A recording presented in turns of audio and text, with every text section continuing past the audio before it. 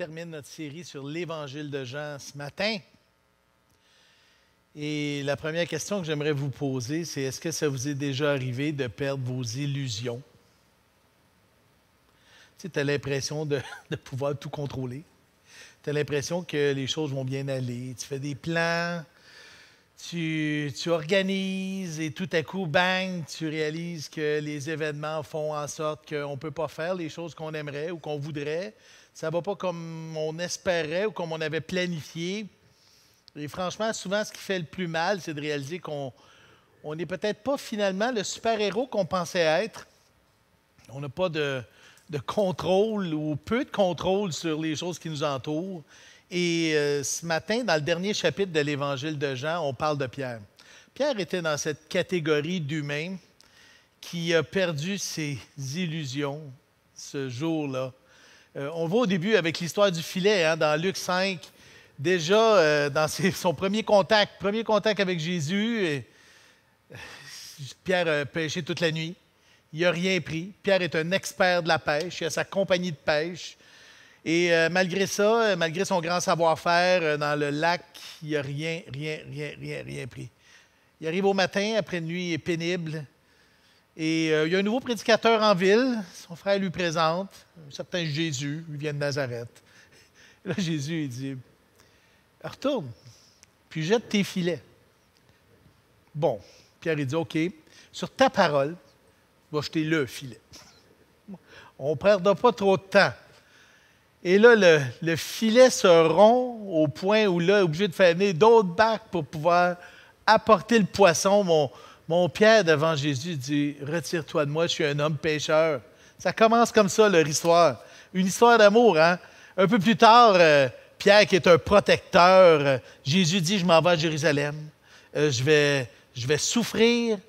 On va m'accuser. Je vais mourir et je vais ressusciter. » Pierre le prend à part. Ça, c'est dans Matthieu 16. « À Dieu ne plaise, ça ne t'arrivera pas. » Imaginez. À Dieu ne plaise. C'est quelque chose, là. Tu sais, m'en fous de ce que Dieu pense, là. Moi, je te le dis, là. Compte sur moi, ça n'arrivera pas. Non.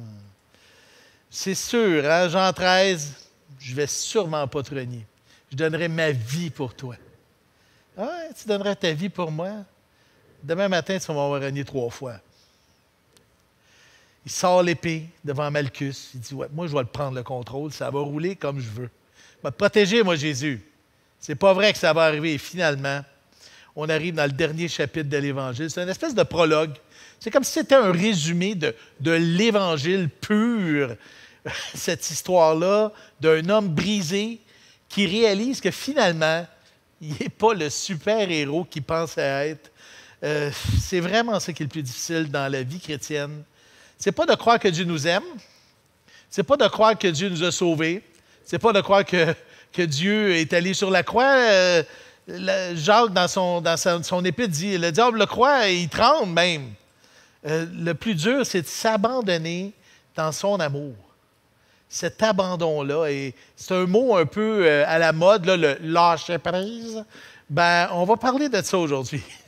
On va prendre un lâcher-prise à la chrétienne. Et c'est une réflexion qu'on a un matin. Parce que finalement, on est tous comme Pierre. On pourrait même mettre un hashtag puis un macaron, je suis Pierre. Tu sais, il n'y aurait pas de problème. On est tous comme ça. Puis à travers notre texte, on va voir 3 réflexions. C'est des réflexions, des belles occasions de réfléchir sur ma relation que j'ai avec Jésus et comment je peux être encore un meilleur disciple, si je pourrais dire, ou le suivre lui et seulement lui. Si je pouvais résumer l'exposé ce matin, je dirais, Jésus dit, toi, suis-moi, afin que tu vives l'expérience de son amour dans ta vie et le glorifier en ce monde. On va prier et Julie va venir nous lire la parole de Dieu. Prions. Jésus, merci pour ta grandeur. Merci pour ta bonté. Merci pour ton infinie patience. Je te prie ce matin d'ouvrir les yeux de notre cœur, ouvrir notre cœur. Parle-nous ce matin. On veut s'abandonner en toi. On veut, Seigneur, que tu nous enseignes cet amour qui t'habite, cet amour que tu es, et que Jésus, on sorte d'ici et qu'on soit à la maison encore plus amoureux de toi qu'on l'était au début de ce service. C'est en ton nom que nous te prions. Amen. La lecture de ce matin est dans Jean, le chapitre 21, les versets 15 à 25 dans la Nouvelle Édition de Genève. Donc, la lecture de ce matin est dans Jean 21, les versets 15 à 25 dans la Nouvelle Édition de Genève. Après qu'ils eurent mangé, Jésus dit à Simon-Pierre, « Simon, fils de Jonas, m'aimes-tu plus que tu m'aimes ceux-ci? » Il lui répondit, « Oui, Seigneur, tu sais que je t'aime. » Jésus lui dit, « Paie mes agneaux. » Il lui dit une seconde fois, « Simon, fils de Jonas, m'aimes-tu? » Pierre lui répondit, « Oui, Seigneur, tu sais que je t'aime. » Jésus lui dit, « Paie mes brebis. » Il lui dit pour la troisième fois, « Simon, fils de Jonas, m'aimes-tu? » Pierre fut attristé de ce qu'il lui avait dit pour la troisième fois, « M'aimes-tu? » Et il lui répondit, « Seigneur, tu sais toutes choses, tu sais que je t'aime. » Jésus lui dit, « Paie mes brebis. » En vérité, je te le dis, quand tu étais plus jeune, tu te saignais toi-même et tu allais où tu voulais. Mais quand tu seras vieux, tu étendras tes mains et un autre te ceindra et te mènera où tu ne voudras pas. Il dit cela pour indiquer par quelle mort Pierre glorifierait Dieu. Et ayant ainsi parlé, il lui dit, « Suis-moi. » Pierre, s'étant retourné, vit venir après eux le disciple que Jésus aimait, celui qui, pendant le souper, s'était penché sur la poitrine de Jésus et avait dit, « Seigneur, qui est celui qui te livre? » En le voyant, Pierre dit à Jésus, « Et à celui-ci, Seigneur, que lui arrivera-t-il? » Jésus lui dit, « Si je veux qu'il demeure jusqu'à ce que je vienne, que t'importe? Toi, suis-moi. » Là-dessus, le bruit courut parmi les frères que ce disciple ne mourrait point. Cependant, Jésus n'avait pas dit à Pierre qu'il ne mourrait point, mais « Si je veux qu'il demeure jusqu'à ce que je vienne, que t'importe? » C'est ce disciple qui rend témoignage de ces choses et qui les a écrites. Et nous savons que son témoignage est vrai. Jésus a fait encore beaucoup d'autres choses. Si on les écrivait en détail, je ne pense pas que le monde pourrait même contenir les livres qu'on écrirait. Merci, Julie. Toi, suis-moi. On pourrait dire que c'est un peu la phrase clé du texte.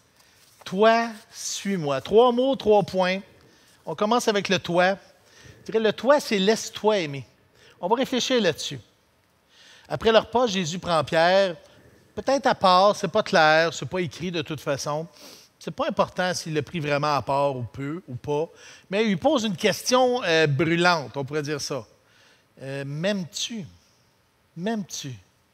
Hein? Après qu'ils eurent mangé, Jésus dit à Simon-Pierre, « Simon, fils de Jonas, m'aimes-tu plus que ne m'aiment ceux-ci? » Il lui répondit, « Oui, Seigneur, tu sais que je t'aime. » Jésus lui dit, « Paie mes agneaux. » Il lui dit une seconde fois, « Simon, fils de Jonas, m'aimes-tu? » Pierre lui répondit, « Ben oui, Seigneur, tu sais que je t'aime. » Jésus lui dit, « Paie mes brebis. » Il lui dit pour la troisième fois, « Simon, fils de Jonas, m'aimes-tu? » Simon, Pierre, fut attristé de ce qu'il lui avait dit pour la troisième fois, « M'aimes-tu? » Et là, il lui répond, « Seigneur, tu sais toutes choses. Tu sais que je t'aime. » Et Jésus lui dit, « Paie mes brebis. » La question est vraiment bonne. Comment je l'aime? Est-ce que je l'aime? Ça a l'air anodin comme ça. On répond souvent oui. Des fois, hein, dans un couple, hein, tu m'aimes-tu? Ben oui, je t'aime. Tu sais. Ben oui, je t'aime. Ça devient comme un automatisme, un peu comme salut, comment ça va? Ça va bien. Tu sais, on ne se pose pas trop de questions sur ce genre de questions-là, mais on devrait. Et la bonne nouvelle ici commence par ce constat-là de l'Évangile, je dirais. Calvin appelait ça la dépravation totale de l'être humain. C'est-à-dire que quand je réalise qui je suis vraiment, quand je réalise ce que j'ai vraiment dans le cœur, et là, je comprends que j'ai vraiment besoin d'un sauveur. Il y a un deuil qui vient avec cette prise de conscience-là, un deuil important qui me fait dire que je ne serai jamais le héros que j'aimerais être. Et finalement, je pourrais probablement et sûrement jamais prendre la place de Dieu, ni dans ma vie, ni dans rien. Je n'ai pas de contrôle sur rien. Je ne suis qu'un être humain. Donc, On a tendance, quand on s'aperçoit de ce lien-là avec Dieu, qu'on ne sera jamais à la hauteur de Dieu, de regarder plutôt que, quand on voit que ça ne marche pas à la verticale, on se met à regarder à l'horizontale, puis là, on commence à se comparer, puis on commence à... Ça devient un genre de petite compétition d'amour. C'est tout gentil, tout fin, mais dans le fin fond, la question de Jésus est hyper pertinente. On se compare, et là, tu sais, est-ce que tu m'aimes plus que ne m'aiment ceux-ci? Warren Wiersbe, dans son commentaire, dit « Comme tu le crois si bien ». Et c'est intéressant, là. Jésus demande 3 fois « M'aimes-tu? » Pierre a renié 3 fois Jésus. Peut-être qu'il y a un lien. Probablement qu'il y a un lien. Chose est sûre, c'est que dans l'esprit de Pierre, c'est toujours présent ce moment d'échec-là. Et c'est vraiment une stratégie de prise de conscience que Jésus a. Quand Jésus répète quelque chose, c'est parce qu'il veut qu'on écoute vraiment. C'est que, prends pas pour acquis la première fois que tu dis oui. Tu peux avoir un oui hyper rapide, oui, oui, oui, oui, oui, mais prends pas ça pour acquis. Si Dieu te le répète une 2e, puis une 3e fois, c'est qu'il y a d'autres choses. Là. Il y a d'autres choses. La 3e fois, avec tristesse, Pierre arrive et confesse. Il lui dit pour la 3e fois, « Simon, fils de Jonas, m'aimes-tu? » Pierre fut attristé de ce qu'il avait dit pour la 3e fois, « M'aimes-tu? » Et il lui répondit, « Seigneur, tu sais toutes choses. Tu sais que je t'aime. » Et c'est là que ça casse. Il faut que ça casse à un moment donné. Il faut. Mon cœur est un livre ouvert devant Dieu. Rien de moins. Rien ne lui est caché. Je peux mettre beaucoup de masques, même dans la vie chrétienne. Je peux mettre un paquet de masques, et pas juste des masques chirurgicaux, des N95, je ne sais pas quoi. Mais on peut mettre le masque du bon serviteur, on peut mettre le masque de l'amour en action, exposer mon amour à travers le service, la religiosité, la connaissance, mais il n'y a rien qui pourra remplacer l'affection véritable que Jésus a pour nous. Et c'est là que Jésus veut amener Pierre. « Ouais, m'aimes-tu? Comment je l'aime? » Sérieux, là. OK, on prend une pause, là. Tu es à la maison, tu as ton café dans les mains, probablement. Puis là, tu dis, OK, qu'est-ce qu'il dit, là? Pose-toi une question. Comment t'aimes Jésus? Je me suis posé la question. Moi, je l'aime comme un pécheur corrompu, comme quelqu'un dont le cœur est constamment malmené par les vagues de ses émotions, par les événements qui l'entourent, et qui doit continuellement revenir aux pieds de Jésus. Jésus va toujours m'aimer plus. Il n'y a aucune créature qui soit invisible devant lui. Tout est mis à nu, terrassé aux yeux de celui à qui nous devrons rendre compte. Est-ce que tu l'aimes? C'est entre toi et lui. C'est personnel. Oui, je t'aime. On aurait pu mettre 3 petits points à la 3e fois où Jésus a demandé à Pierre s'il l'aimait. Oui, je t'aime. Tu le sais, 3 petits points. Je t'aime comme un homme. Je t'aime comme un homme peut aimer. Dans Tite, chapitre 3, verset 3, il dit « Car nous aussi, nous étions autrefois des insensés, désobéissants, égarés, asservis à toute espèce de désir et de passion, vivant dans la méchanceté et dans l'envie, odieux et nous haïssant les uns les autres. » Bon, ce verset-là se dit toujours, ça c'est pour les autres, c'est pour les vrais méchants. Tu sais, il y en a du monde, là, c'est des vrais méchants. Nous, on est super cool. Tu sais, quand Jésus est venu me voir, c'était juste comme une formalité. Non. C'est un portrait de chacun de nous. Lorsque la bonté de Dieu, notre Sauveur, et son amour pour les hommes ont été manifestés, il nous a sauvés non parce que nous aurions fait des œuvres de justice, mais en vertu de sa propre miséricorde, par le bain de la régénération et le renouveau du Saint-Esprit. L'amour de Dieu est incomparable. On vient de le chanter. Son amour est insondable, immesurable, formidable. Il n'y a rien de comparable dans l'univers. Il est insaisissable comme tel. La seule façon, c'est de s'abandonner à lui. C'est uniquement là qu'on peut commencer à saisir cet amour-là. Éphésiens 3,17, une prière que Paul fait. Et il a fait pour moi, il a fait pour toi, que Christ habite dans ton cœur par la foi, est enraciné et fondé dans l'amour, afin qu'on puisse comprendre avec tous les saints quelle est la largeur, la longueur, la profondeur, la hauteur, connaître l'amour de Christ qui surpasse toute connaissance, en sorte que nous soyons remplis jusqu'à toute la plénitude de Dieu. C'est ça, sa miséricorde. Comme titre le disait, là, dans sa miséricorde, Dieu te voit dans toute ton imperfection et ses entrailles se revirent à l'envers, littéralement. Il y a une compassion pour chacun de nous jusqu'à la croix où il prend les moyens extrêmes et uniques pour que tu puisses le rejoindre dans son amour. En allant jusqu'à la grâce où il paie entièrement, puis finalement il nous donne tout ce qu'on ne mérite pas. C'est un amour auquel tous les êtres humains aspirent, franchement. Il n'y a personne qui n'aspire pas à être aimé comme ça. C'est l'amour de Christ. C'est un amour unique et révélé seulement en Dieu. Quand des fois ça arrive, on se fait des petits mots là, sur Facebook, là, sur Messenger, là, avec les enfants, puis souvent on finit par I love you. T'sais. Puis là, ben, on se répond love you more. Puis là, love you more. Non, I love you more, more. Puis more, more. Puis là, on met des gifs, là, puis... mais avec Jésus, ça ne marche pas. Ça ne peut pas marcher. Love you more, ça ne marche pas avec lui parce que ça va plus loin que juste un concept. Pas oui, il m'aime plus ou il m'aime pas plus. Non, parce que l'amour, ça va plus loin même que des gestes. L'amour, c'est lui. Dieu est amour. 1 Jean 4,16 dit, nous avons connu l'amour de Dieu et nous avons connu l'amour que Dieu a pour nous et nous y avons cru. Dieu est amour. Celui qui demeure dans l'amour demeure en Dieu et Dieu demeure en lui. C'est pas un concept, c'est pas simplement des actions, c'est une personne. 1 Corinthiens 13 est clair là-dessus. Je pourrais m'immoler, me faire brûler, toaster, tout ce que tu voudras. S'il n'y a pas d'amour, je suis juste rien. Mais rien. Ce qui m'amène dans la réflexion où on parle d'amour suprême. Il y avait un musicien jazz, Miguel, tu le connais, John Coltrane. Il a fait un disque qui s'appelait Supreme Love. Mais en fait, c'est dans sa quête spirituelle où il mêlait à peu près tous les dieux de la planète et cherchait comme une espèce de puissance supérieure qui s'exprime à travers l'amour. Il a fait un disque là-dessus. Un très bon disque de jazz. Mais il n'était pas dedans. L'amour, c'est un nom. Jésus. Dieu est amour.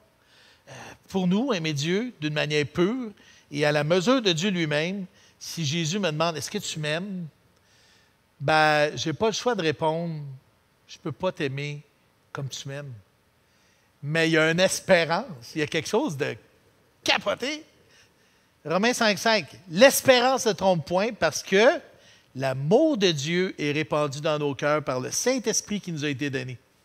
Plus je développe ma relation avec lui, plus je m'abandonne à lui, plus mon oui à cette question-là de m'aimes-tu devient un acte d'adoration où je le laisse, lui, vivre l'amour pour lui-même. C'est flyé, là. Mais on parle de Dieu. On n'est pas dans les mêmes critères que marketing ou whatever, là, tu sais. Avec Dieu, c'est comme ça que ça fonctionne. C'est entre lui et toi, et lui veut le vivre à travers toi.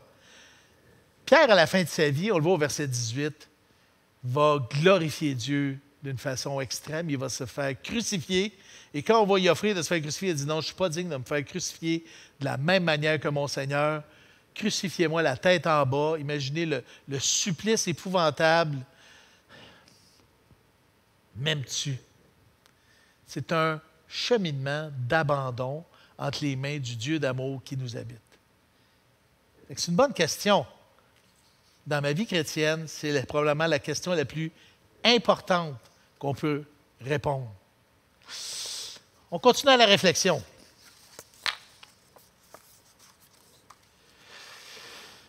Ça ne veut pas dire qu'on est incapable d'amour en passant.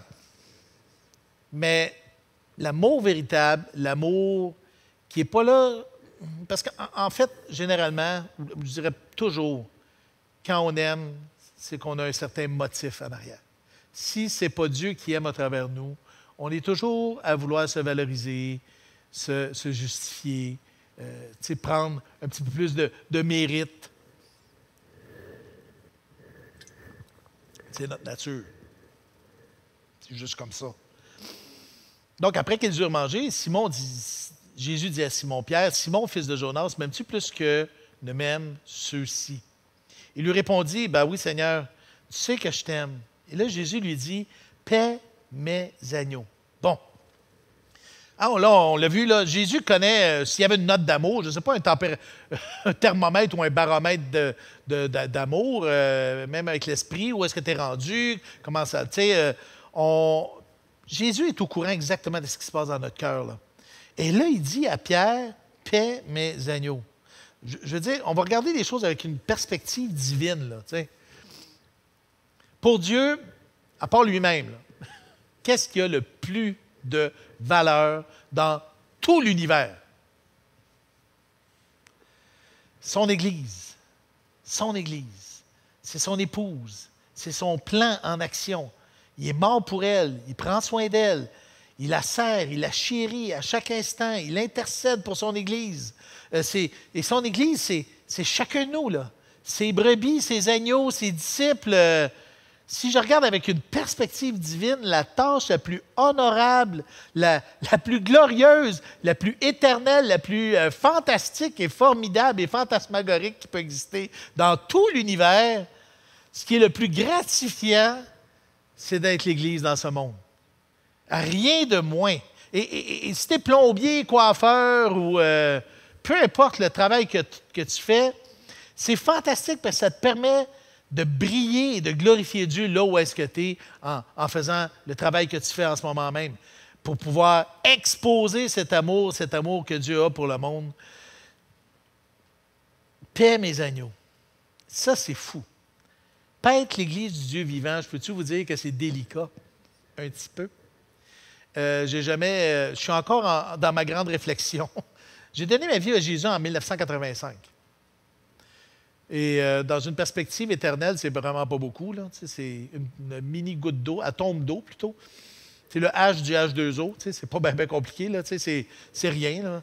Et malgré ça, je me dis, aïe, OK, Dieu confie ses agneaux à du monde. Je dois dire comme moi, là, je n'irai pas jusqu'à dire comme Pierre, parce que je ne suis même pas à la cheville de Pierre. Avouez quand même que c'est fou. Paître l'Église de Dieu. Prenez donc garde à vous-même et à tout le troupeau sur lequel le Saint-Esprit vous a établi évêque pour paître l'Église de Dieu, qui s'est acquise par son propre sang. À qui tu confierais tes enfants, toi? Sérieux, dans cette perspective-là, là, de perfection, imperfection, ce que j'ai de plus précieux, Dieu nous confie ce que lui a de plus précieux. Et quand je dis nous, je ne parle pas simplement des pasteurs. L'Église, on prend des décisions ensemble. On avance ensemble. On a des conseils d'Église ensemble. On prend des votes ensemble pour l'Église ensemble, qui est en fait le plan de Dieu sur la terre. Pour moi, là, à chaque fois que ce soit le ministère pastoral, le témoignage de Christ, chaque fois qu'on brille en ce monde comme chrétien, on est des pierres vivantes précieuses, des membres du corps de Christ interreliés d'une façon spirituelle qui forment Christ dans ce monde. On est un phare pour notre génération. Et quand je m'arrête pour réfléchir à ça, j'ai comme une espèce de sentiment, pas d'échec ou de dire on ne sera jamais à la hauteur, mais plutôt de fierté. La gloire de Dieu qui désire s'exprimer à travers chacun de nous dans ce monde. Et Dieu y arrive. Ça nous expose toute sa souveraineté incroyable. 1 Corinthiens 1,27. Mais Dieu a choisi les choses folles du monde pour confondre les sages. Dieu a choisi les choses faibles du monde pour confondre les fortes. Et Dieu a choisi les choses viles du monde et celles qu'on méprise, afin celles qui ne sont pas, pour réduire au néant celles qui le sont, afin que personne ne se glorifie devant Dieu, afin que personne ne se glorifie devant Dieu. Je l'étudie 3 fois, okay? Afin que personne ne se glorifie devant Dieu. C'est ça l'idée. Je ne peux pas y arriver par moi-même. Ça n'a rien à voir avec mes capacités ou avec mon amour, là. L'idée, c'est de glorifier Dieu dans ce monde, être Jésus dans ce monde, c'est juste impossible par nous-mêmes. Et ça, c'est fantastique. Après qu'ils eurent mangé, Jésus dit à Simon-Pierre, « Simon, fils de Jonas, m'aimes-tu plus que même ceux-ci, il répondit, ben oui, Seigneur, tu sais que je t'aime. Jésus lui dit, paie mes agneaux. Suivre Jésus n'a rien à voir avec mes capacités. J'aime Ésaïe, quelques passages comme ça là, qui m'amènent dans ma réflexion. Ésaïe 26, 12, Éternel, tu nous donnes la paix. Comment on peut avoir la paix? Parce que tout ce que nous faisons, c'est toi qui l'accomplis pour nous. Romains 12, un autre grand classique, il dit, « Je vous exhorte donc, frères, par les compassions de Dieu, à offrir vos corps comme un sacrifice vivant, saint, agréable à Dieu, ce qui sera de votre part, le gros bon sens, un culte raisonnable. » Suivre Jésus n'a rien à voir avec mon amour pour lui. Jésus n'attend pas que je l'aime pour me permettre de le suivre. Écoutez, même un de ses disciples que Jésus avait choisi avait un plan bien déterminé qui était de le trahir. Et là, je ne dis pas que je n'irai pas là dans la perte du salut, on ne croit pas à ça, mais sauf que Jésus avait dit quand même à Jean 6, 70, « N'est-ce pas moi qui vous ai choisi, vous les 12, et l'un de vous est un démon? » Rien à voir avec la performance ou les exploits. Ça nous ramène quelque part à une certaine forme d'humilité. Et l'humilité, ce n'est pas la spécialité de l'être humain. Habituellement, l'être humain, ce qu'il veut, c'est prendre la place de Dieu par nature. Et là, on n'a pas le choix d'arriver dans notre vie chrétienne de dire non. Non. Non. Peu importe ce que je fais, si je le fais par moi-même, ça ne sert à rien. Suivre Jésus, c'est un élan du cœur. C'est lui qui fait le choix de me choisir. C'est lui qui nous choisit. Et là, il nous dit, paie mes brebis. Je te donne les clés du royaume. Hein? Dis ça à Pierre. C'est une phrase toute simple. Toi, suis-moi. Jésus n'attend pas qu'on soit rendu à un certain niveau pour nous accepter avec lui. M'aimes-tu? Bien, sois une lumière dans ce monde. Et comment? Bien, que son esprit s'exprime à travers nous. C'est ça l'abandon, le fameux lâcher-prise. Quand on parle de laisse-le faire, on parle aussi de arrête de retenir ton confort, arrête de retenir ta sécurité. Confort, sécurité, c'est souvent là que le bas blesse. C'est là que ça fait mal. On aime ça être confortable, puis on aime ça être en sécurité. On voudrait que la vie soit un long fleuve tranquille, puis qu'il n'y aura jamais de haut et de bas et de montagnes russes, même dans notre monde ici. Pourtant, on est au Québec. Quand je lis les nouvelles de ce qui se passe en Afghanistan, en Iran, pour les chrétiens, je peux-tu vous dire que ce n'est pas tout à fait la même chose que ce qui se passe ici. M'aimes-tu? Bien, sois une lumière en ce monde, uniquement par son esprit en nous. Après la Pentecôte, Pierre est complètement transformé. Acte 4, 13. Lorsqu'ils virent l'assurance de Pierre et de Jean, ils furent étonnés, sachant que c'étaient des hommes du peuple, hein, sans instruction. Et ils les reconnurent pour avoir été avec Jésus. Bien, ça, c'est ce qu'ils voyaient de leurs yeux. Ce qu'ils ne voyaient pas, ce n'était pas parce qu'ils avaient été avec Jésus. C'est parce que Jésus était en eux et que maintenant, ça explosait, là. Tu sais, on voit ça dans 2 Timothée 1,7. Il dit, l'esprit que Dieu nous a donné ne nous rend pas timides. Au contraire, son esprit nous remplit de force, d'amour et de sagesse. Éphésiens 3,16, qui nous donne selon la richesse de sa gloire. Bon, comment on peut quantifier la richesse de la gloire de Dieu?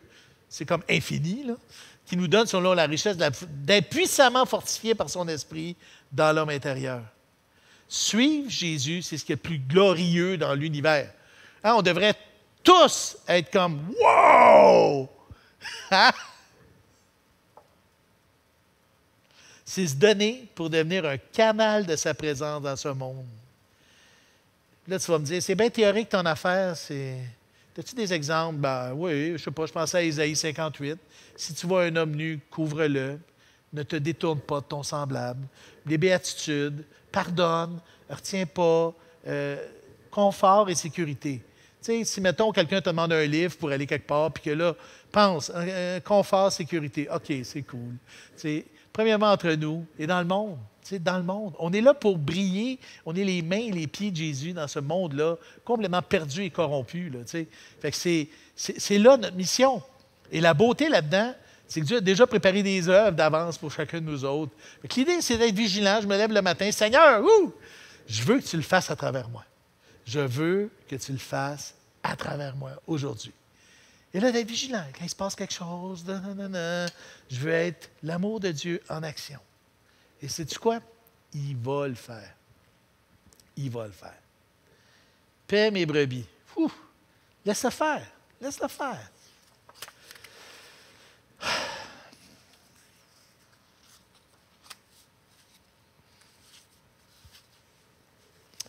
La dernière réflexion.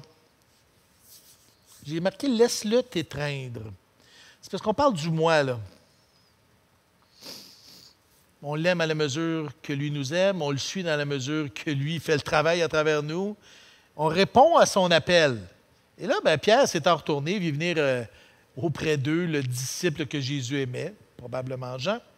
Celui qui, pendant le souper, s'était penché sur la poitrine de Jésus et avait dit « Seigneur, c'est qui va te livrer? » En le voyant, Pierre dit à Jésus « Et celui-ci, Seigneur, que lui arrivera-t-il? » Jésus est assez clair. Il dit « Mêle-toi de tes affaires. » Non, mais il dit « Bon, si je veux qu'il demeure jusqu'à ce que je vienne, que t'importe? Toi, suis-moi. » On insiste beaucoup sur l'aspect collectif. Tu sais, mais l'appel, c'est personnel. Oui, le plan de Dieu, c'est son Église. C'est une réalité. Ce n'est pas toi personnellement. Dieu ne rêvait pas de ce jour où un jour il pourrait te chouchouter toi personnellement. Mais en même temps, notre connaissance de Dieu est assez limitée. Des fois, on a tendance à imaginer que Dieu ne peut pas vivre deux émotions divergentes en même temps. Genre, être en colère contre l'humanité et l'aimer jusqu'à la croix. Mais oui, c'est possible avec Dieu. Nous, on est... vous connaissez l'expression qui dit « l'arbre cache la forêt ». Tu sais, on a l'impression des fois que Dieu, lui, va rester focus sur une affaire, mais Dieu est capable de voir et la forêt, et les arbres, et les feuilles, et les fruits, et les cocottes, et l'écorce, et chacune des cellules. Écoute, là, pour Dieu, chacune des cellules qui t'habitent est sous son contrôle complet. Il n'y a aucun de tes cheveux qui tombent sans qu'il l'ait décidé. Fait que t'imagines-tu, là? Check, oui, en voilà un, check, en voilà un autre, puis en voilà un autre. Tu sais, wow! Un n'empêche pas l'autre. C'est-à-dire que Dieu a un plan universel. Dieu a un plan de salut pour l'humanité. Dieu a un plan même pour le diable. Mais Dieu a aussi un plan pour toi.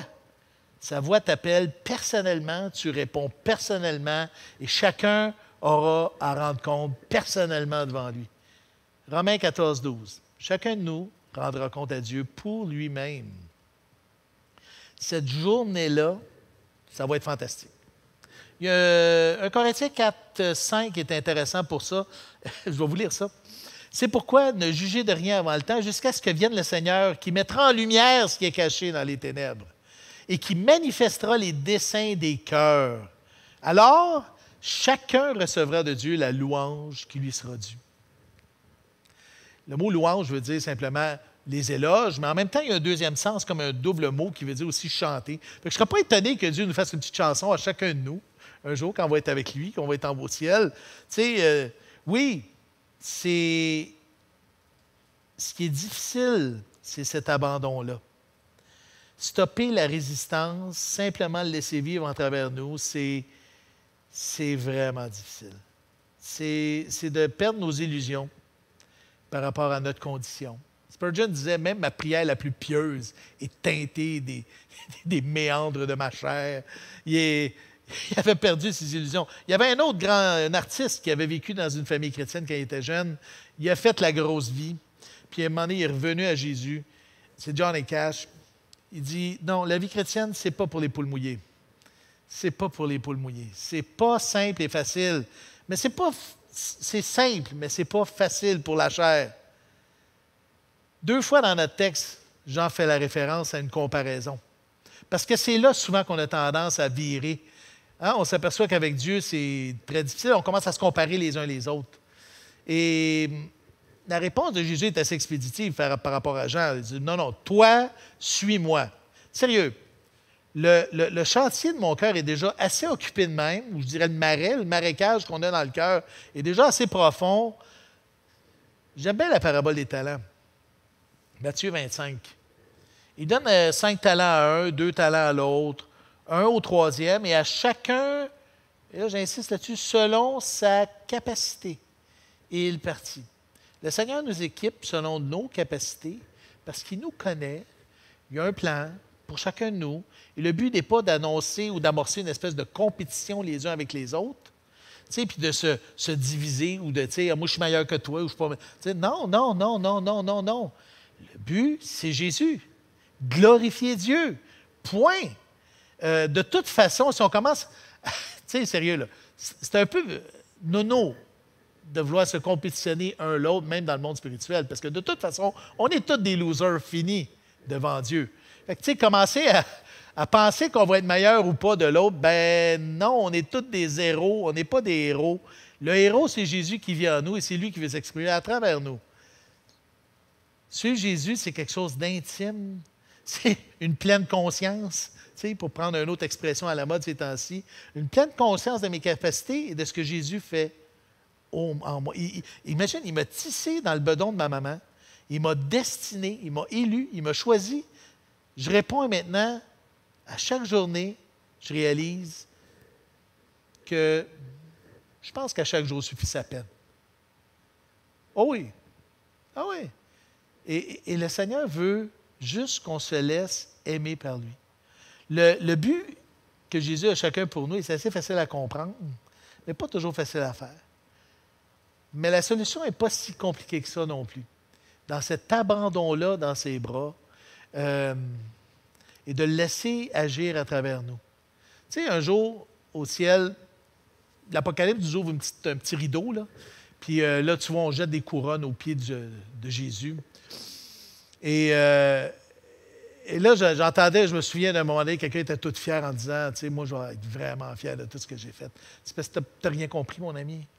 Tu sais, on les remet aux pieds de Jésus parce que, en fait, toutes ces œuvres-là, c'est que c'est lui qui les a faites à travers nous.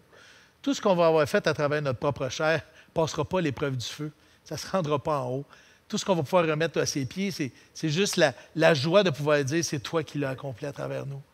Et là, on va avoir cette joie-là de dire, wow, Christ a été vraiment glorifié.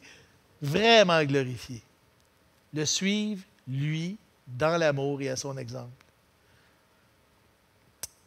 Si Dieu nous a ainsi aimés, nous devons aussi nous aimer les uns les autres. Et son évaluation va être assez simple. Une question. M'aimes-tu? M'aimes-tu? J'avais déjà lu dans un espèce de livre d'histoire qu'à la fin de la vie de... Bon, je ne sais pas si c'est une légende ou si c'est vrai, mais apparemment qu'à la fin de la vie de Jean, il y avait des jeunes disciples qui pensaient qu'ils étaient un peu rendus gaga parce qu'ils n'arrêtaient pas de dire aimez-vous, aimez-vous. C'était son discours, constamment. Aimez-vous. Aimez-vous, aimez-vous les uns les autres. C'est juste ça qui est important. Jusqu'à son dernier souffle. Aimez-vous les uns les autres. Car l'amour de Christ nous étreint. Le mot étreindre, c'est quelque chose qui est en train d'avoir l'air un peu mystérieux là, avec la distanciation. Hein. On s'étreint à 1 mètre. Ça prend des grands bras. Avant, c'était 2 mètres. C'est pas pire. Tranquillement, ça se rapproche. Tu sais. Mais l'amour de Christ nous étreint. L'amour de Christ nous serre fort. L'amour de Christ nous presse, nous fait un méga câlin spirituel. Nous qui avons discerné ceci, un seul est mort pour tous, donc tous sont morts. Son amour nous serre fort dans ses bras et l'idée, c'est de se laisser aimer par lui. Je suis mort car il est mort. Désormais, je m'abandonne à lui. Les musiciens, venez-vous-en. On va louer le Seigneur. C'est 3 réflexions. Fait que, plutôt dans l'abandon et dans le lâcher-prise aujourd'hui. Le verset 25 est intéressant parce qu'il dit, bon, Jésus a encore fait beaucoup d'autres choses. C'est comme un prologue, une espèce de conclusion. Jésus a encore fait beaucoup d'autres choses et si on les écrivait en détail, je ne pense pas que le monde même pourrait contenir les livres qu'on écrirait. Bien, je ne pense pas, personnellement, que Jean avait à l'esprit les 3 années de ministère de Jésus. Il en a fait plein de choses, mais je pense plutôt qu'il ne parlait pas de ces 3 années-là, mais il parlait plus comme des 2000 années qui ont suivi. Et encore, ce n'est pas terminé. C'est-à-dire les actes de Julie, les actes de Joël, les actes de Yannick, de David, les actes de Jean-Paul, de Jonathan, les actes de chacun de nous dans ce monde où on répond à l'appel « Toi, suis-moi ». Et on est toujours confronté avec cette question « M'aimes-tu » Laisse-le t'aimer. Si je peux conclure ça aujourd'hui, là, laisse-le t'aimer, accepte ta limite d'amour, puis aime-le à travers son esprit. Apprends à faire du tai chi avec cette espèce de réalité-là, avec le Saint-Esprit qui t'habite. Laisse-le agir à travers toi. À mort le confort, à mort la sécurité. Le Seigneur veut agir et se glorifier dans notre monde. Fou! Laisse-le te serrer contre toi. C'est intime, c'est personnel le salut. C'est entre toi et lui. Ce n'est pas une compétition, c'est une passion. C'est une passion que Jésus a pour toi et qu'il veut voir grandir en toi. Oui, c'est le travail d'une vie. Quand j'étais plus jeune, j'avais vraiment l'impression que j'aimais Dieu, là. Ouais! Je me donnais un gros 10 sur 10. J'avais l'impression que j'avais découvert le salut. Bon, ça fait pas tant de temps que ça que je suis chrétien, mais je dirais qu'il y a bien des illusions qui ont tombé depuis ce temps-là. Premièrement, cet amour-là est souvent illusoire. Si ce n'est pas lui qui le fait à travers moi, c'est toujours teinté d'une gratification personnelle. Si lui ne travaille pas à travers moi, je suis toujours en train d'essayer de me glorifier moi-même.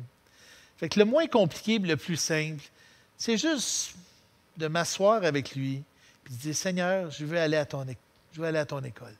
Apprends-moi à t'aimer. Apprends-moi à aimer autour de moi. Et que je puisse vraiment briser toutes ces espèces de murs que je dresse à chaque jour. Prions. Oui, Jésus, on veut ce matin te dire, on t'aime. Mais on t'aime dans la mesure de ce qu'on est. Et ça, notre grand réconfort, c'est de savoir que tu nous connais. Tu habites dans notre cœur, là où c'est probablement l'endroit le plus obscur de l'univers. Maintenant, tu en as fait une maison de prière, un lieu de lumière où toi-même tu y habites. Jésus, apprends-nous à y puiser à travers ton esprit toute cette force et cette puissance qui vient de toi seulement. Apprends-nous à nous abandonner en toi. Apprends-nous à briser notre confort, notre sécurité, pour que toi, Seigneur, tu œuvres à chaque instant dans ce monde. Apprends-nous, Seigneur, à nous réjouir de te voir grandir. Apprends-nous, Seigneur, à aimer ta gloire, à s'en délecter, à juste désirer ça. Que ce jour où on va être au ciel, que, Seigneur, ce jour-là, on n'ait aucune surprise quand on va te voir. Et qu'on plonge dans tes bras, on va dire, enfin, enfin, c'est pour vrai. Parce qu'avant, c'était pour vrai aussi, mais ce n'était pas aussi physique que cette journée-là. En attendant, on a les frères et les sœurs, Seigneur. Merci pour ton Église. Merci, Seigneur. Et c'est en ton nom que nous te prions. Amen.